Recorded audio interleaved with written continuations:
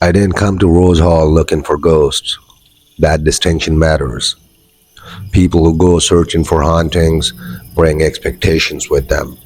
They arrive already braced for cold drafts and sudden sounds, already rehearsing fear. What I walked into was quieter than that, older, a place where nothing needed to announce itself because it had never stopped being present. Rose Hall stands on a rise overlooking the Caribbean, its white stone walls catching the sun in a way that feels almost deliberate, like the house knows how it should be seen. From a distance, it looks clean, maintained, proud, the sort of place colonial history books photograph without context. Up close, the illusion thins. The air around it feels wrong, not heavy, watchful, as if the breeze coming off the sea pauses briefly before touching the building, reconsidering whether it should pass through at all. Even the light behaves differently there, bending softly along the edges of walls, reluctant to enter open windows. I had been invited to stay because of paperwork. That's how these things always begin. Records, disputes, missing signatures. An estate tangled in inheritance questions that stretched back farther than anyone alive could trace cleanly. Rose Hall had passed through hands without ever truly leaving itself behind. Documents existed, but they contradicted one another. Dates didn't align, names repeated too often, like echoes. Someone needed to read the original ledgers kept on site. I volunteered because no one else wanted to stay there overnight. They said it lightly, with smiles, jokes about tropical ghosts and about tours and legends exaggerated for visitors. But there was relief in their voices when I agreed, the kind that comes from handing off something unwanted without asking too many questions.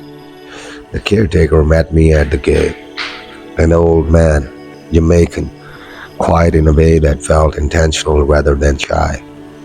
He didn't introduce himself right away, just took my bag, gestured toward the main house, and began walking. People come here for stories, he said eventually, not looking at me. They don't stay long, I replied. He nodded once. Stories don't like to be rushed. Inside, Rose Hall smelled faintly of lime wash, old wood, and something medicinal beneath it. Herbs, maybe, or oils soaked deep into the stone over generations.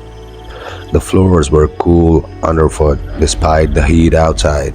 Portraits lined the walls, their frames polished, their subjects pale and stiff in the colonial style. They all watched, not dramatically, not accusingly, just attentively.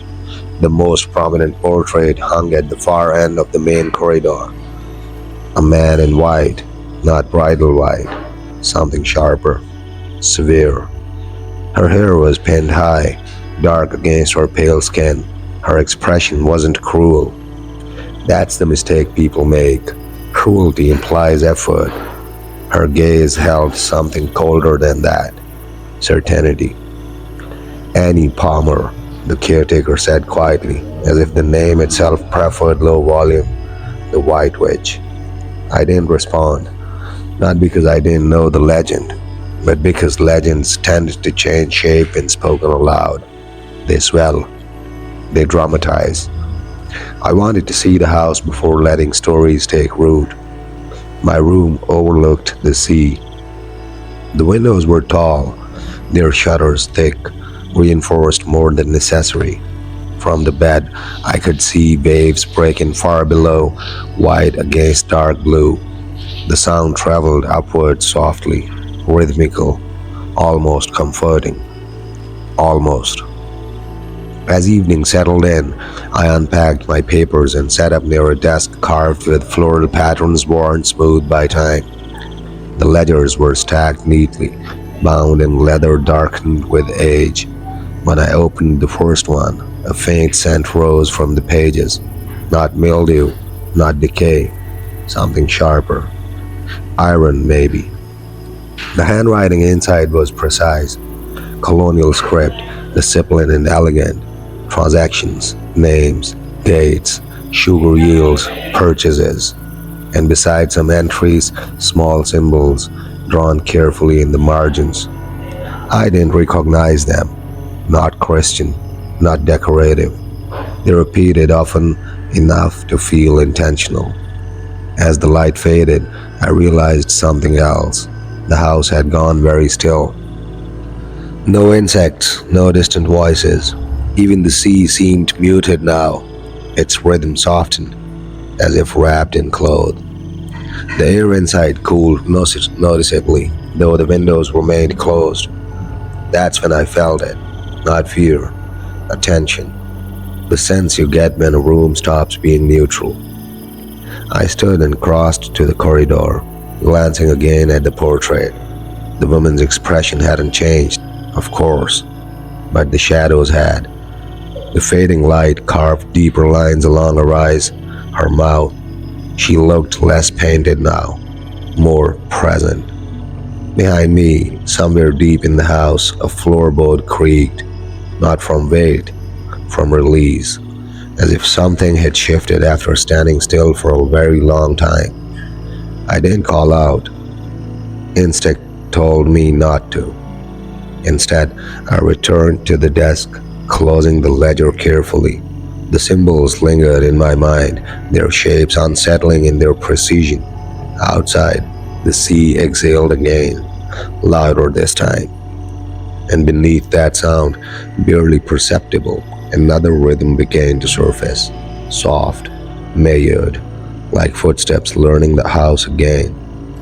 Rose Hall had not been empty. It had been waiting. Night in the Caribbean arrives without ceremony. There is no long dusk, no gentle easing into darkness. Light withdraws as if recalled, leaving the world abruptly altered. From the windows of Rose Hall, the sea became a blackened sheet, its white crests swallowed almost immediately after forming. The wind shifted, warmer now, carrying salt and something faintly sweet beneath it. The smell of crushed cane, though no fields were close enough to explain it. I returned to the ledgers, not because I felt calm, but because the act of reading felt grounding. Numbers behave, ink stays where it's put, words, even old ones, still obey structure. That illusion lasted only a few pages. The symbols appeared again, more frequently as the entries progressed. Always the same hand, always placed after transactions involving servants, overseers, or property transfers that ended abruptly. Deaths, disappearances, unexplained departures. Beside one name, the ink had been pressed so hard it tore the paper slightly. Annie Palmer. No title, no honorific, just the name. The temperature in the room dipped again. I noticed my breath only because it fogged faintly in the lantern light. The flame itself behaved strangely, stretching upward, narrowing, bending slightly toward the corridor as if drawn. I stood slowly, listening. The sound from earlier returned, not footsteps this time, but fabric moving across wood. A soft drag, deliberate, heavy in a way clothes shouldn't be. I followed it. The corridor was darker than before. The portraits along the walls swallowed by shadow except where the lantern's light brushed their frames. As I passed them, I felt the subtle pressure of observation intensify, like walking through a crowd that refused to acknowledge itself.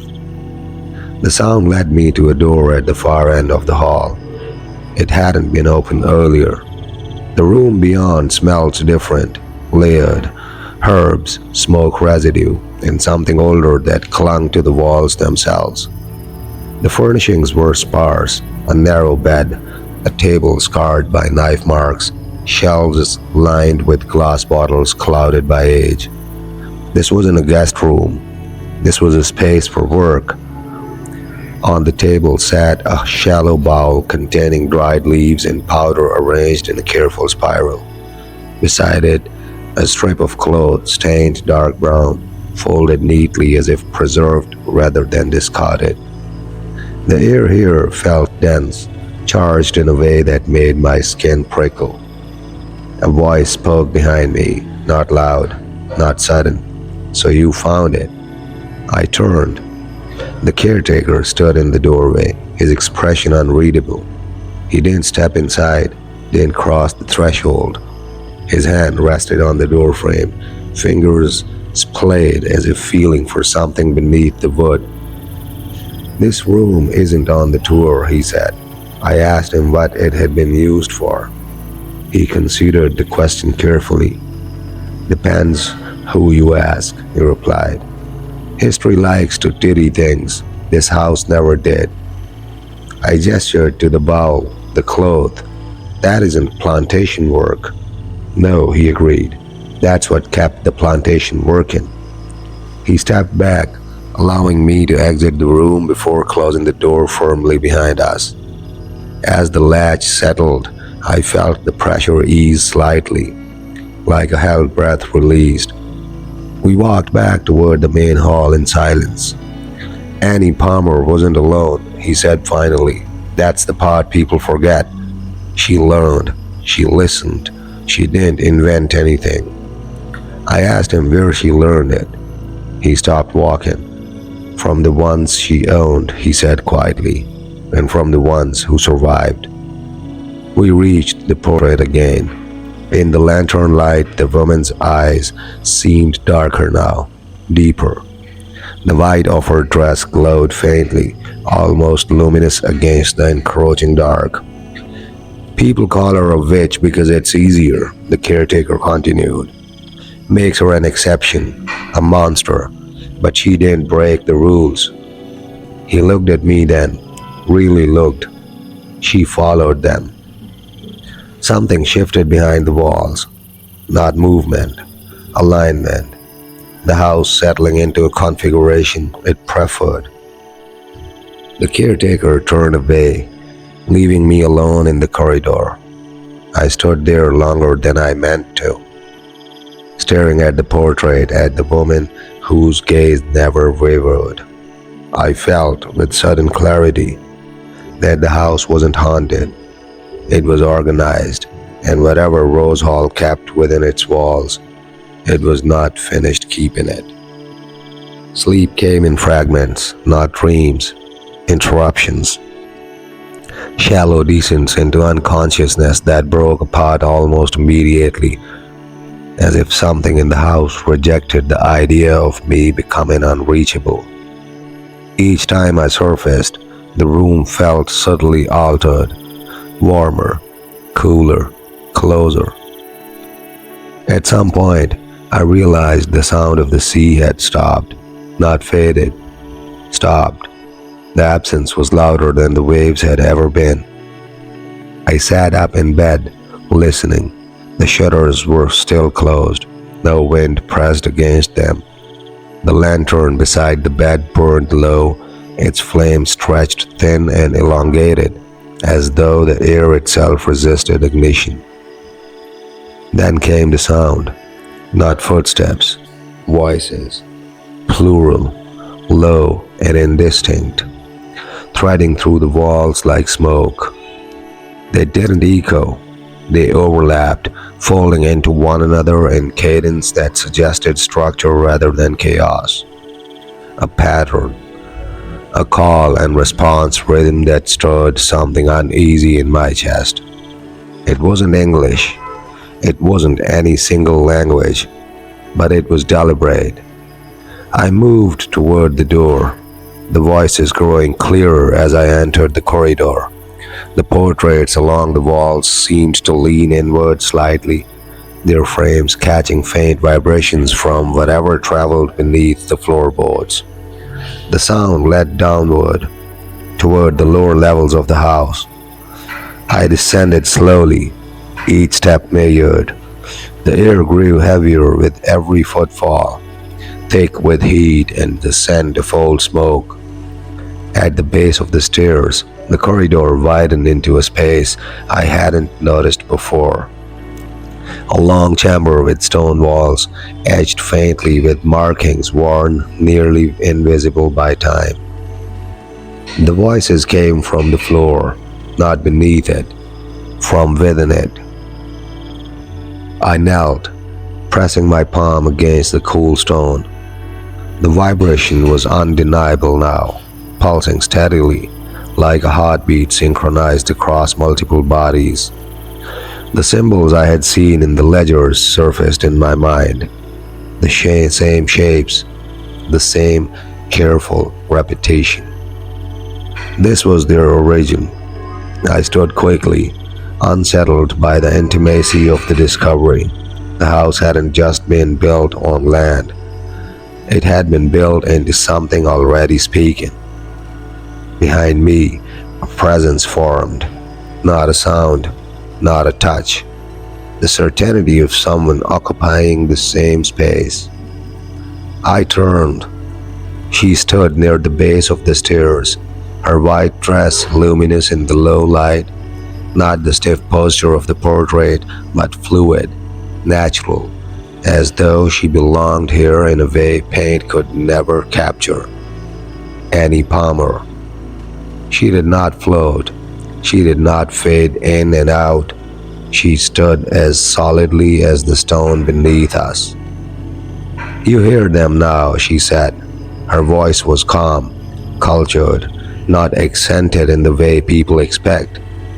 Every word precise, measured, a voice accustomed to being obeyed. I didn't speak. "There was a time," she continued, "when this house did not understand what it was built upon. It resisted, cracked, shifted, made demands." She walked past me, her presence cold without being chilling, the air reshaping itself around her movement. "I listened," she said. "That's all I did differently." I asked her what the voices were. She smiled slightly. "Accounts," she replied. "Debts, agreements older than your categories." She stopped near the wall, placing her palm against the stone where the vibrations were strongest. The voices softened immediately, responding to her touch, like trained things. "They were always here," she said. "The land remembers everything done upon it. Most people call that guilt or superstition."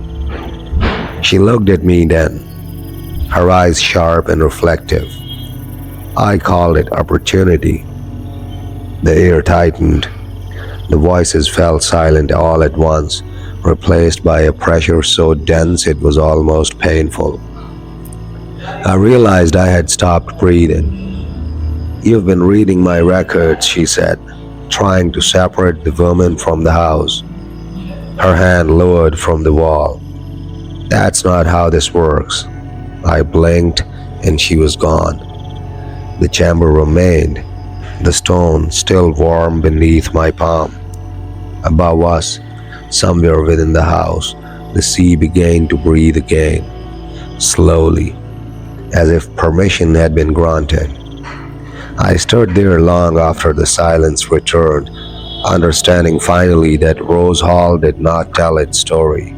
It rehearsed it, and I had just been allowed to hear the language beneath the walls. I didn't leave the chamber right away, not because I was frozen, but because the space demanded stillness. The stone beneath my feet held warmth longer than it should have, as if something had recently passed through it and left an impression deeper than heat. When I finally moved, the sound of my steps felt intrusive, foreign, like noise introduced into a system that preferred quiet precision. The corridor above was unchanged. That unsettled me more than any visible alteration could have. No overturned furniture, no signs of disturbance. The house had not reacted to her presence because it had never needed to. Whatever Annie Palmer was, she didn't interrupt Rose Hall. She completed it. Back in my room, the ledgers lay where I had left them. I opened one again, slower now, no longer reading as an outsider. The symbols no longer looked ornamental. They were instructions, not spells, procedures, repeated, refined, corrected over time. Margins filled with notes and some smaller script, adjustments, observations. Less blood works better. The house responds faster when fed below, not above. They hear intention before sound. My throat tightened. This wasn't chaos or indulgence, it was method. I understood then why so many accounts disagreed, why dates blurred, why witnesses contradicted one another. Annie Palmer hadn't been acting alone in the way legends frame monsters.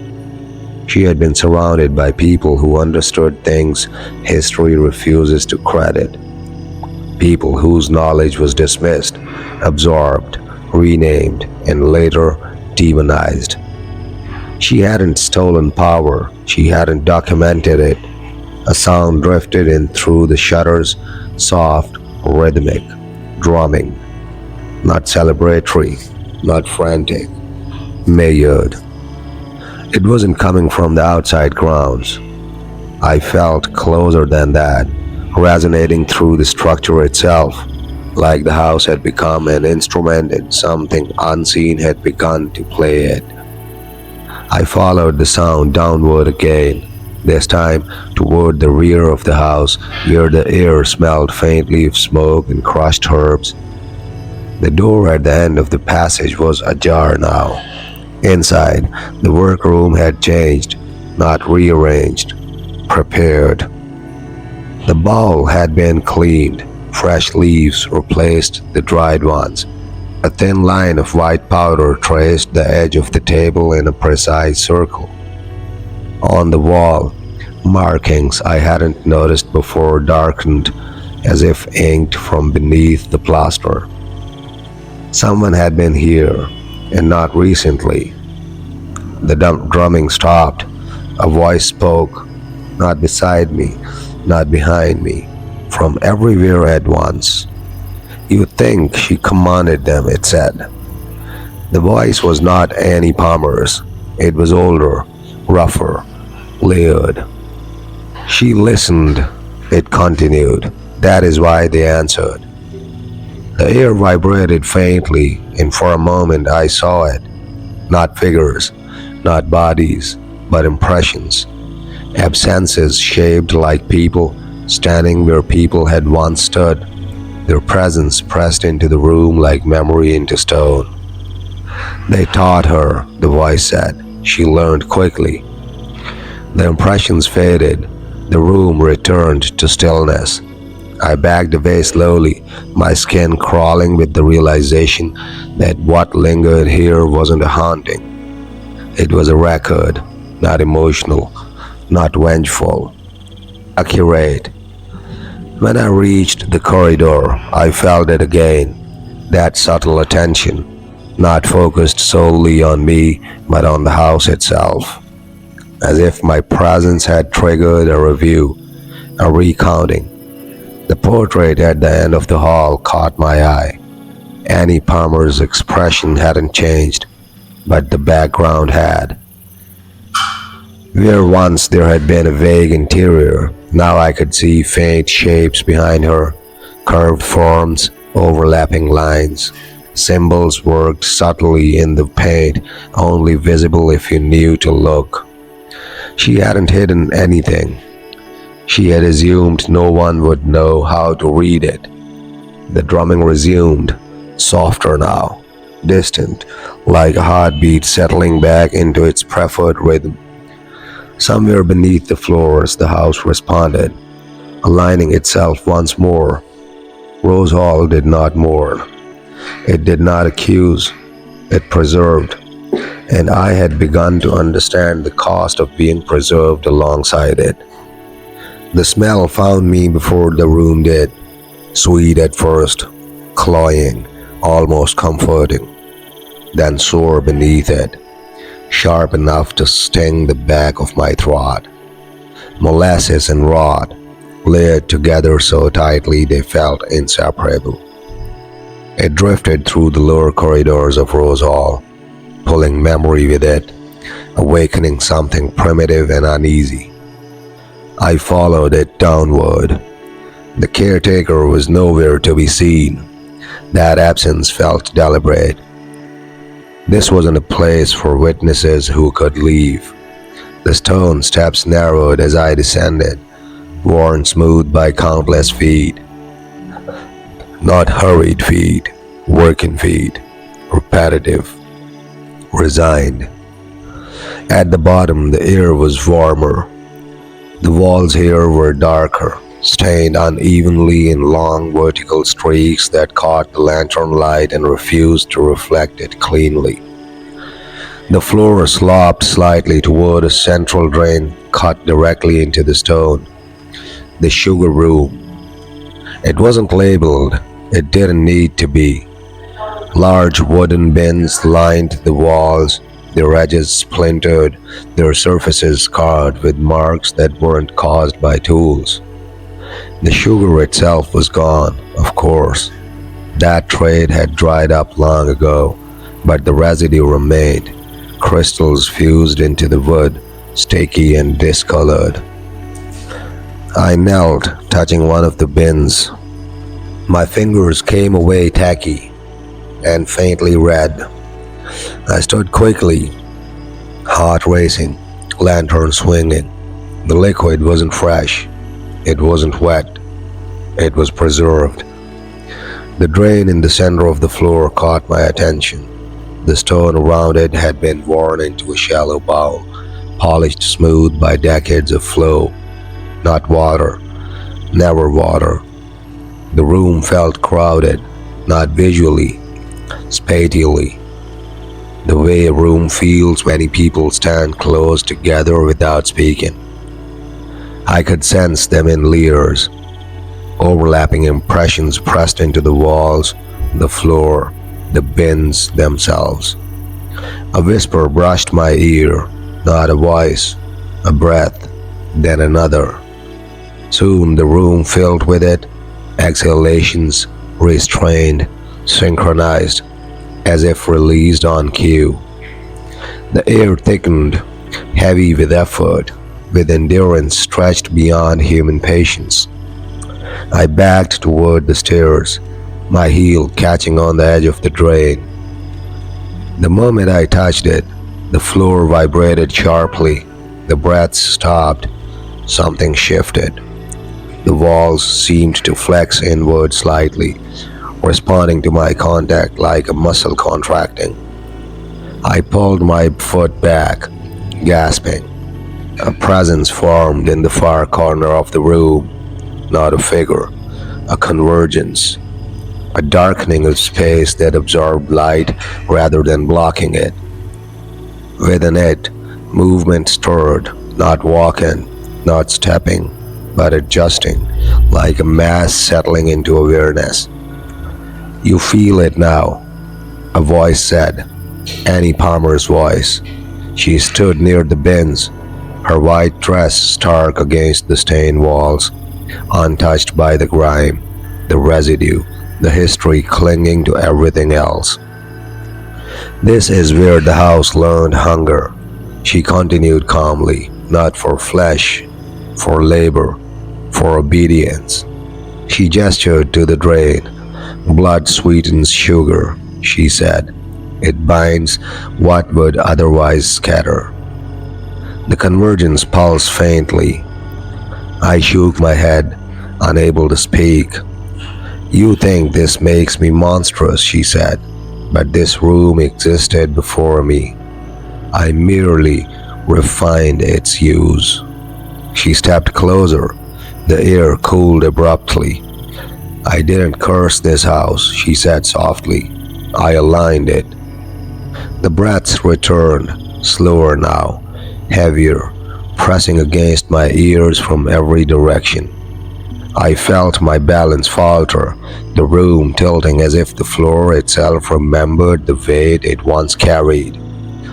I forced myself up the stairs, not running, not fleeing, retreating, carefully as if sudden movement would shatter something essential.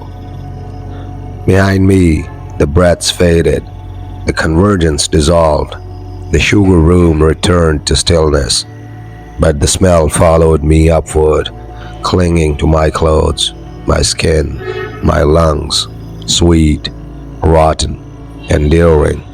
And for the first time, I understood that Rose Hall did not haunt the living, it processed them. I washed my hands until the water ran clear. It didn't help. The smell lingered beneath the skin, woven into something deeper than surface. Sugar and iron, hard and restrained. I dried my hands slowly, aware of how deliberate every movement felt now, like the house noted not just where I want, but how I chose to exist within it. The caretaker appeared near the rear corridor as I emerged. I hadn't heard him approach. He looked at my face, then at my hands, and nodded once, not in surprise, not in concern. "You found the room," he said. I didn't answer. "There are parts of Rose Hall that don't belong to time," he continued. "That one is among them." I asked him why it still felt active, why the house hadn't let it settle into history. He considered me carefully before replying. "Because nothing there was ever concluded," he said. "The agreements weren't broken, they were fulfilled." We walked together, our footsteps aligning unintentionally. The house seemed to respond to that, floorboards easing beneath our weight, air adjusting as if relieved by predictability. "People say she was cruel," he said quietly. "They say she killed for pleasure, that she punished without reason." He stopped near a narrow window overlooking the cane fields, long since reclaimed by the wild growth. "She didn't invent violence," he said. "She formalized it." The implication settled heavily. I asked him why the stories focused on her. He gave a thin smile. "Because names are easier than systems," he replied. "You can burn a woman. You can't burn a structure." That night, I dreamed, not images, but sensations, weight, heat, stillness enforced by repetition. The sense of being counted, measured, redistributed. I woke with my jaw clenched so tightly it ached. The house was awake, not stirring, attentive. A low sound moved through the walls, not quite a voice, not quite a hum. It reminded me of breath passing through too many lungs at once. I followed it again, this time without hesitation. The corridor near the sugar room was different now. Lines had appeared along the walls, not cracks, but seams, as if sections of the house had been stitched together unevenly. The markings glowed faintly, pulsing in time with the sound. Annie Palmer waited near the base of the stairs. She didn't look at me when she spoke. "You're trying to decide whether I deserve the stories they tell," she said. I said nothing. "You won't find a clean answer," she continued. "This place doesn't deal in absolution." She turned slowly, meeting my gaze. "You benefit from what was built here," she said. "Even now, even standing in this house."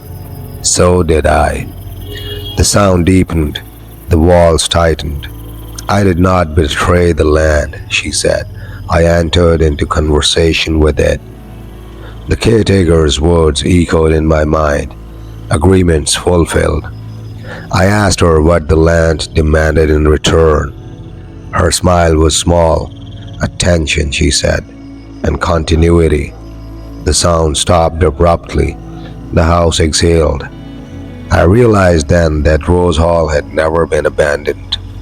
It had simply changed caretakers, different hands, Same legend. I was standing inside a system that had never stopped accounting. I went to the veranda to breathe. The air outside was thick but honest. Salt, wind, the faint decay of seaweed carried up from below. The Caribbean stretched out before me, dark and endless, its surface broken by moonlight that refused to settle into any single shape. Waves struck the rocks far beneath the house with a patience that felt deliberate, as if the sea itself understood waiting. From this height, Rose Hall felt exposed. That illusion didn't last. The moment I leaned against the railing, I felt it again, that subtle resistance, the sense that the house extended beyond its walls. The stone beneath my hands held warmth, as though it had absorbed the day and chosen not to release it. I heard footsteps behind me, not soft, not cautious, measured. Annie Palmer joined me on the veranda, her white dress untouched by the night air, the humidity, the salt. She rested her hands lightly on the railing, mirroring my posture without looking at me.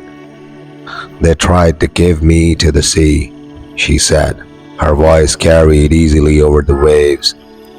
"After the third husband," she continued, "after the rumors became too heavy to manage." I turned toward her. "The sea refused," she smiled faintly. "Salt preserves," she said, "but it does not contain." Below us, the water surged harder against the rocks, as if responding to her words. The sound rose, then settled again into its patient rhythm. "They thought distance would break the system," she said, "that if they removed me, the house would forget." She glanced back toward the darkened windows behind us. It didn't. A flicker of movement caught my eye near the edge of the grounds. Figures, not distinct, not whole, gathered near the line where stone met earth. They did not approach. They did not retreat. They waited.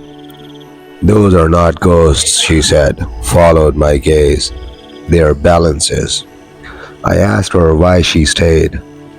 She tilted her head slightly, considering. "Because the house still functions," she said, "and because leaving would imply abandonment." The implication struck deeper than any threat. The sea surged again, stronger now, waves striking with enough force to send mist upward. For a moment, the air filled with salt spray, blurring the boundary between land and water. "They come here to blame me," she said, "to simplify what was done." Her voice hardened slightly, "But the work continues elsewhere, under other names, clearer names." She turned to me fully now. "You feel it," she said, "the structure, the way the house records." I did. Every step I had taken, every hesitation, every moment of attention. Rose Hall did not demand belief. It demanded participation. "You will leave," she said calmly, "because you're allowed to." The word "allowed" settled heavily. "But you will not forget," she continued, "because forgetting would interrupt the record." Below us, the figures shifted, their forms blurring as the mist thickened. The sea did not advance toward them. It never did. As Annie Palmer faded from my side, not vanishing, simply withdrawing, I realized the truth embedded in her words. The sea could wash away bodies, but it could not erase systems, and Rose Hall had never relied on the sea to finish its work. I did not sleep. Rose Hall does not encourage rest. It permits pauses.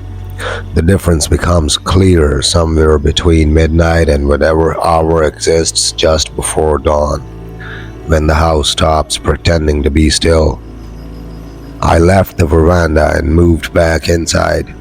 drawn not by sound but by pressure. The corridors had changed, not in layout, in awareness. The air felt narrower, as if the walls had leaned inward by a fraction too small to measure, yet impossible to ignore.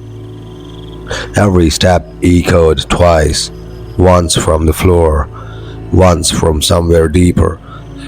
The portraits along the hallway no longer behaved like objects.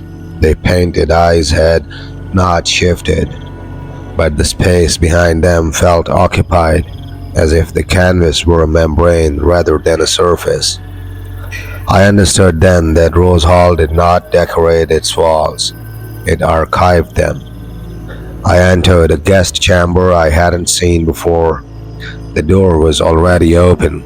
Inside, the room smelled faintly of old perfume and damp linen. Moonlight spilled through tall windows, illuminating a four-poster bed carved with symbols that were neither African nor European, but something strained into existence between them. The mattress bore a depression, as if someone had just risen, or had never left. I stepped closer.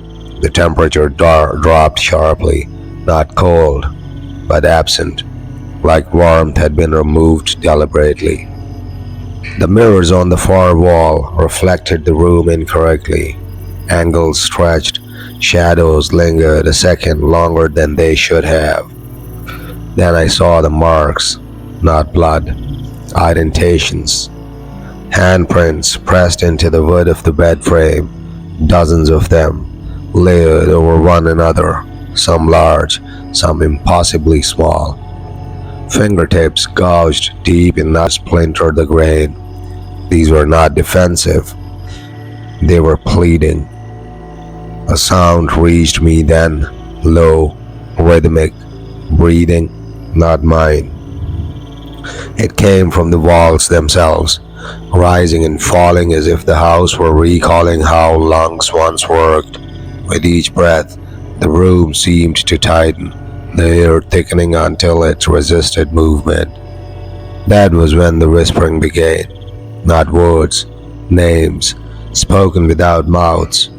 Names of people who had passed through Rose Hall believing themselves temporary. Names spoken the way one recites inventory. I felt a presence behind me and turned slowly. Annie Palmer stood in the doorway, not luminous now, not distant, but sharp, defined. Her expression was unreadable, stripped of performance. This room was efficient, she said, too efficient. She stepped inside and the breathing stopped instantly. They brought the disobedient here, she continued, not to punish them, to correct them. She ran her fingers along the bedpost, stopping at a set of crushed handprints. Fear is crude, she said. Anticipation is cleaner. I asked her if anyone survived this room. She met my eyes. Survival is not the same as release. The mirrors shuddered briefly, their reflections warping as if disturbed by something moving behind the glass. For a moment, I saw figures standing where I knew nothing stood. Heads bowed, backs bent, bodies held in positions learned through repetition. Then it was gone. Annie stepped back toward the doorway. Rose Hall does not replay events, she said. It reactivates conditions. The door began to close on its own, slow and deliberate. You're not seeing the past, she added quietly. You're standing inside a memory that was never allowed to end. The door shut. The breathing resumed, slower now, heavier. And I understood something with sickening clarity. Some houses are haunted by who died inside them. Rose Hall is haunted by what never stopped happening. I left the room knowing I hadn't truly exited it. Some part of me was still standing beside that bed, fingers hovering above the splintered handprints, listening to walls breathe, Rose Hall allows movement, but it does not guarantee departure. The staircase creaked under my weight as I descended, though I was careful not to rush. The house responds poorly to haste. Each step felt negotiated, as if the wood needed reassurance that I wasn't trying to escape, only to understand. At the bottom, the air changed again, not colder, older. The smell hit first, damp earth, stone, something metallic beneath it. The scent of places where sunlight has never learned how to exist. A door stood ajar near the rear of the hall, one I hadn't noticed before. It was narrow, unmarked, its hinges rusted into a permanent complaint. The pressure returned. The same insistence that had pulled me into the guest chamber now urged me forward. Beyond the door, stone steps spiraled downward, uneven and slick with moisture. No lantern waited, no candle, yet the darkness was not complete. The walls emitted a faint gray sheen like bone under moonlight, allowing just enough visibility to make shapes legible and horrors precise. I descended. The temperature dropped with each step, not gradually, but in sudden intervals, as if passing through thresholds of memory rather than space. The walls here were close, carved directly from the hill beneath Rose Hall. This was not a cellar built for storage. This was a chamber built for containment. The steps ended abruptly in a wide, low-ceilinged room. Chains hung from iron hooks embedded in the stone. Many snapped, some bent, others still intact, waiting. The floor was packed earth, scarred by deep grooves that curved and crossed like the paths of dragged bodies. And then I noticed the markings. Symbols carved into the stone, circles intersected by sharp lines, spirals broken deliberately, shapes meant to trap, redirect, command. They were not decorative, they were instructional, the kind of symbols made by someone who believed power required precision. I felt her before I saw her. Annie Palmer stood near the far wall, hands folded calmly, as if overseeing a process mid-operation. Here she looked less like an apparition and more like a presence that had simply refused to decay. "This is where people misunderstand me," she said, voice steady. "They imagine cruelty as chaos." She gestured toward the chains. "Cruelty requires order."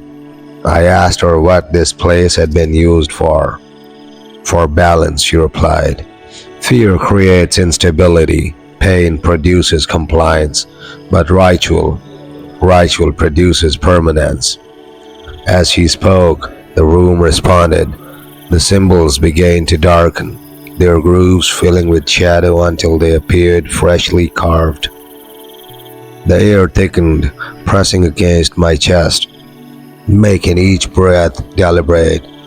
The ground beneath my feet trembled, not violently, but rhythmically. A heartbeat, too slow to be mine. "That is the house," Annie said, listening. I realized then that Rose Hall was not built atop this chamber. It was anchored to it. The suffering that occurred here had not dissipated. It had been absorbed, drawn upward through the stone, into the walls, the floors, the rooms above. Every whisper, every breath, every hesitation upstairs was fed by what lay buried beneath. Figures began to form along the edges of the room, not full apparitions, but impressions. Bent spines, bound wrists, faces turned upward, mouths open in silent anticipation, waiting not for mercy but for instruction. They did not look at Annie. They looked at the symbols. "They are not trapped," she said, noticing my gaze. "They are sustained." I felt something brush past my ankle, a hand, desperate and fleeting. I staggered back instinctively, my heel striking stone. Annie's expression tightened. "You should not react," she warned. "Reaction feeds continuity." The heartbeat grew louder, and for the first time since entering Rose Hall, I felt genuine fear. Not of her, not of the dead, but of the house itself. Because I understood now that Rose Hall was not haunted by Annie Palmer. Annie Palmer was haunted by Rose Hall, and whatever lived beneath us was still very much awake. The heartbeat did not stop when I left the chamber.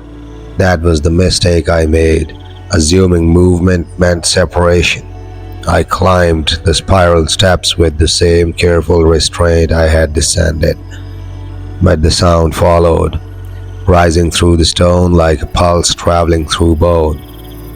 By the time I reached the corridor above, it had settled into the walls, thudding softly behind the plaster, synchronized with the slow creak of the house adjusting itself around me.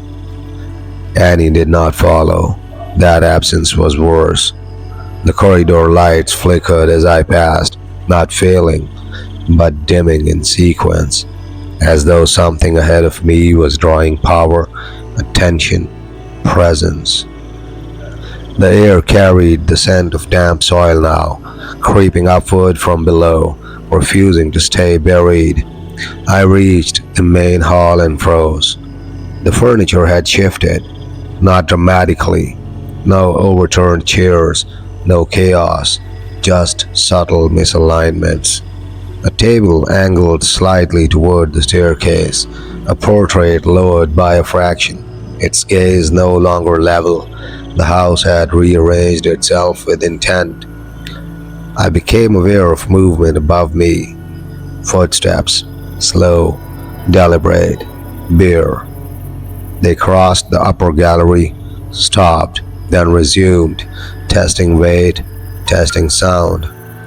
Whoever moved up there wanted to be heard. I did not call out. The rules of Rose Hall were becoming clearer with every breath.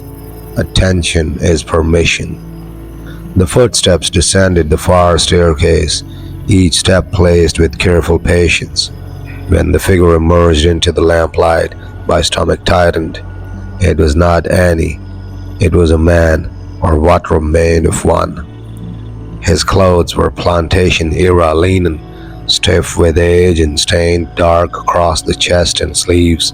His neck bore a deep, uneven indentation, the kind left by rope fibers pulled too tight, too long. His eyes were open but unfocused, drifting slightly apart as if he could not quite remember how to look at something directly. He stopped several feet from me. "I was told to wait," he said.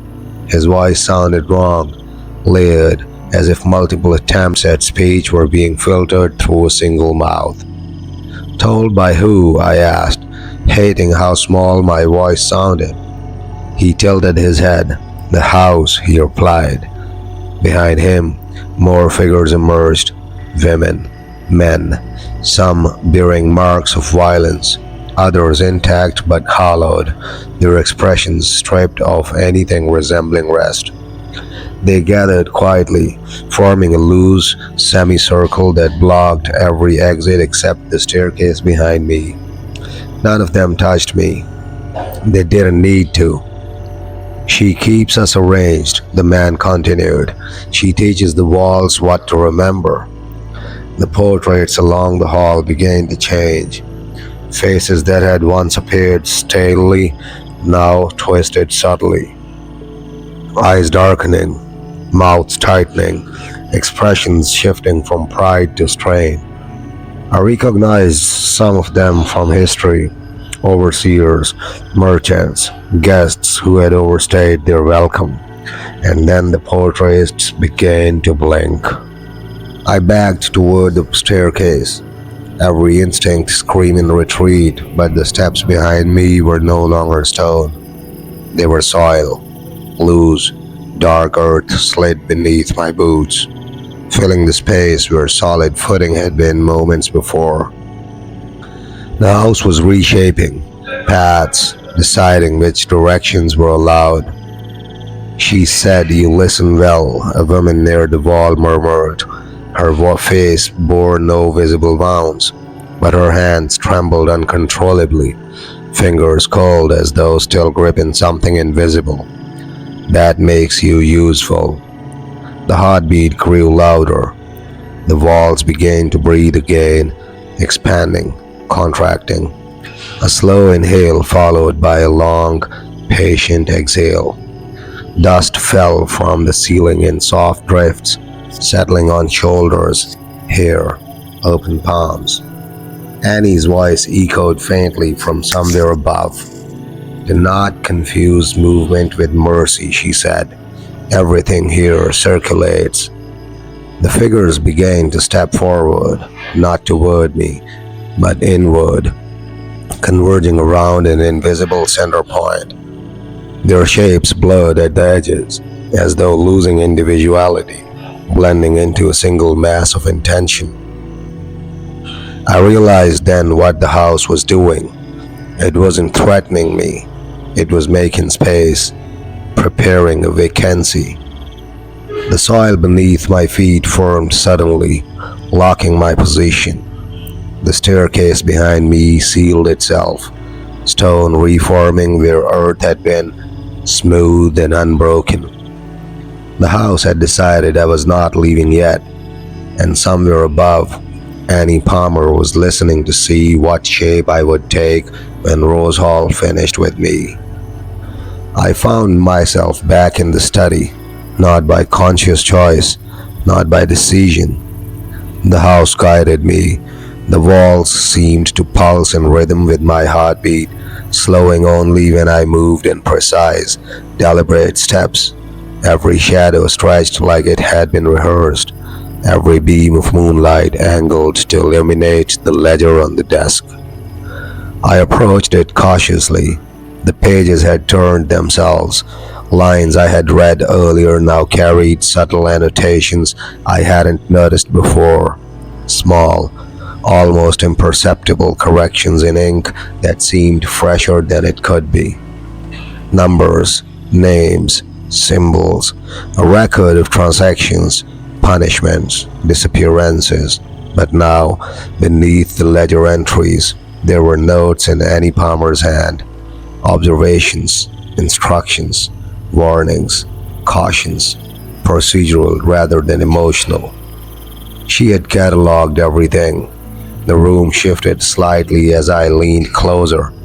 Air condensed around me, carrying a faint metallic scent, sharp and unyielding. A whisper drifted from the ledger itself, a breathy voice that seemed to vibrate between the lines. "Do not read without consent. Do not interpret without context." I froze, heart hammering. Consent, context, words, but not exactly words, not fully human. The caretaker appeared behind me, silent as the walls themselves. His eyes flicked to the ledger. "You see it now," he said. "Not the horror, the method." I asked him if this was why the house felt alive. "Alive is not the right word," he replied. "It is observant. It is aware of its history, and it preserves it with precision." I turned back to the pages. Each entry was like a pulse, a memory folded into ink. I realized that anyone stepping into Rose Hall did not just observe the past. They were catalogued by it. Their hesitations, their movements, the choices of where to look or linger, even the questions they asked, were recorded silently. From somewhere above came a faint sound, not footsteps, not drumming, not breathe, but something like a pen scratching slowly across parchment. I looked toward the ceiling. Nothing moved, and yet the sound persisted, rhythmic, patient, deliberate. Annie Palmer's voice echoed lightly, almost playful. History is obedient when observed correctly.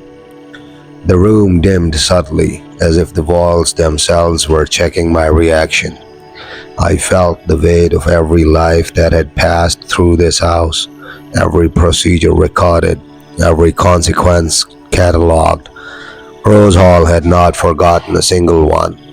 I realized then that this was the true power of the White Witch, not cruelty, not legend, not fear, but persistence, preservation, the meticulous, unyielding attention to every action, every being, every step across her property.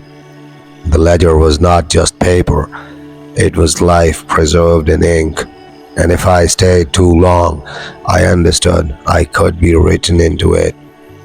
The shadows along the walls stretched slightly toward me.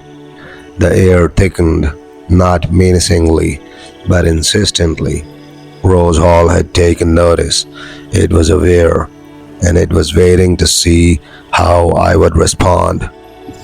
I left the study reluctantly, the ledger closed but heavy in my mind.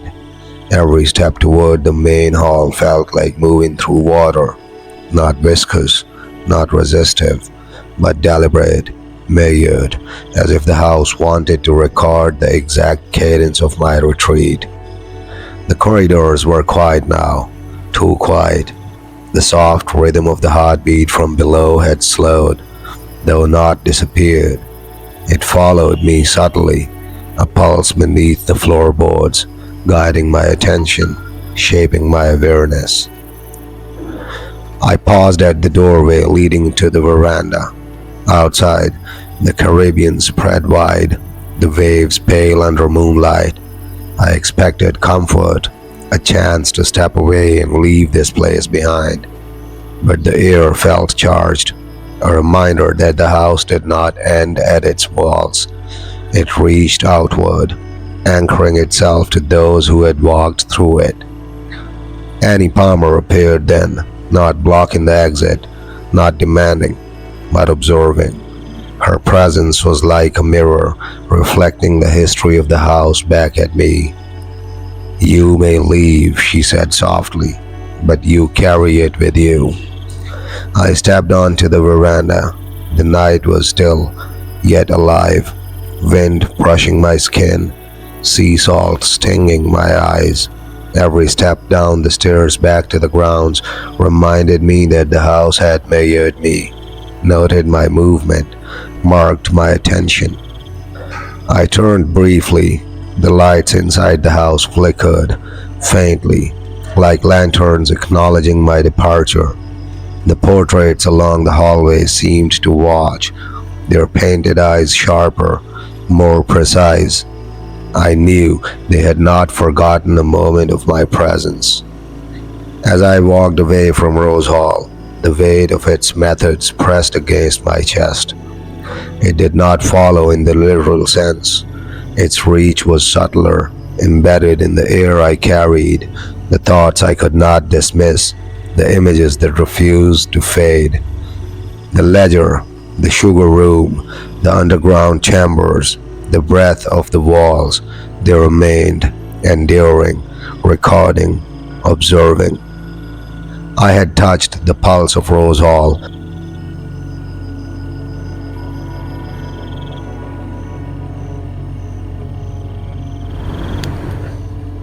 The breadth of the walls, they remained, enduring, recording, observing.